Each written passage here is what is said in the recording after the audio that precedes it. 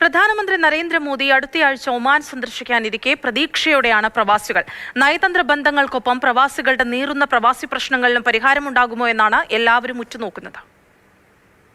ഒമാനിൽ നിന്ന് ഇന്ത്യയിലേക്കും തിരിച്ചുമുള്ള യാത്രാ പ്രശ്നത്തിന് ശാശ്വതമായ പരിഹാരമാണ് പ്രധാനമന്ത്രിയുടെ രണ്ടാം സന്ദർശനത്തിൽ പ്രവാസികൾ പ്രധാനമായും ആഗ്രഹിക്കുന്നത്.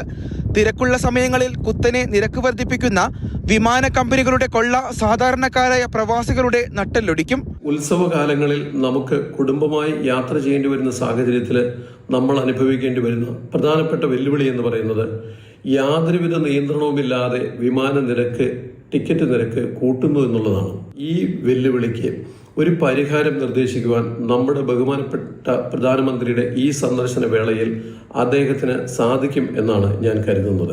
വിമാനങ്ങളുടെ എണ്ണം വർദ്ധിപ്പിക്കുകയും സീറ്റ് കൂട്ടുകയുമാണ് പ്രധാന പരിഹാരം. ഇതിന് വ്യോമയാന നയത്തിൽ മാറ്റം വേണം. അനുകൂല തീരുമാനമോ പ്രഖ്യാപനമോ ഉണ്ടായാൽ പ്രവാസികൾക്കുള്ള ക്രിസ്മസ് സമ്മാനമാകും. സാധാരണക്കാരായ പ്രവാസികളെ കൂടി ചേർത്ത് നിർത്തുന്നതാകണം പ്രധാനമന്ത്രിയുടെ സന്ദർശനമെന്നാണ് ഒമാനിലെ പ്രവാസികളുടെ ആഗ്രഹം. Mathrubhumi news, Muscat.